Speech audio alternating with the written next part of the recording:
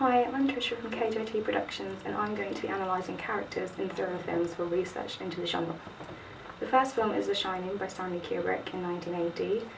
Jack could have been the protagonist of the movie and would have made a good one too if he didn't go completely insane. Jack sinks into insanity and through his madness tries to murder his family. The hotel transforms Jack from a protagonist with occasional bouts of antagonism to totally becoming an antagonist. Danny Torrance is inevitably the protagonist.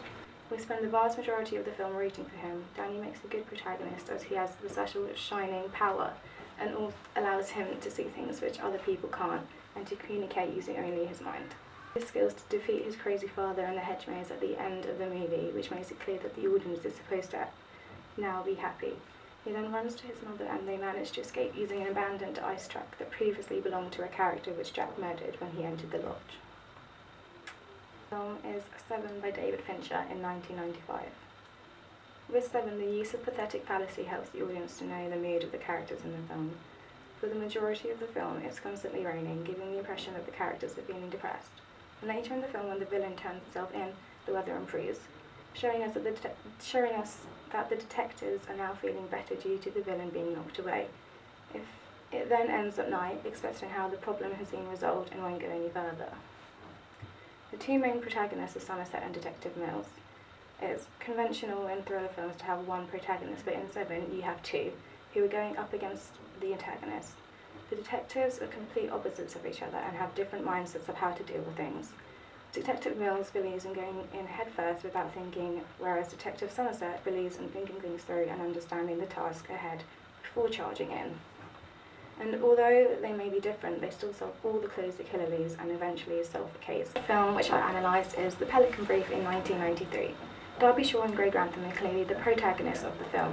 Darby Shaw, played by Julia Roberts, was one of the protagonists as she is the one who writes the legal brief about the killings of two lawyers. She then has to go into hiding because her brief got attention and was accurate and therefore endangered her, and she needed to be taken out before the public could be made aware of the truth. Darby then gets in contact with a political reporter, Grey Grantham. She gets help from him after her boyfriend and his friend were killed because of the brief. The only reason why Darby wasn't killed when they were was because she refused to get in the car with her drunk boyfriend. As a duo, they managed to fully investigate what Darby is trying to proclaim. They managed to prove it all to be true. Grey helps Darby to get around and execute her plans. He investigates into everything Darby says and finds all the information to be valid and accurate. After they investigated and searched for the killer, they found that it was Valmano, which then put Matisse and his lawyers in federal court. The president-in-chief resigned and the president himself won't run for the office again. The antagonists are obviously Carmel Valmano and his men. They are the antagonists as they kill people who know about the Pelican Brief and try to take out Darby and Grey. The fourth film which I analysed is Reservoir Dogs by Quentin Tarantino in 1992. Reservoir Dogs doesn't have your typical narrative, so assigning the role of antagonist and protagonist isn't as clear-cut. However, there are three possibilities for the role of an antagonist: Joe, Blonde, or Orange. Joe is the mastermind behind the operation, the one which the cops are after. Orange lies and betrays. He's the real reason the robbery couldn't work.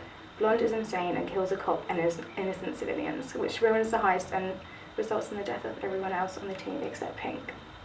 When it comes to the protagonist, the most typical fitting character would be Mr. Orange. However, for a good part of the film, we as the audience don't realise that until the last third, where he completely takes over the story.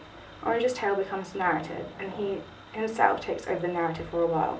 But as Orange is the rat, it would be easy for the audience to root for Pink and White as the protagonists, as it's through them that we start to understand how they came to be in that situation.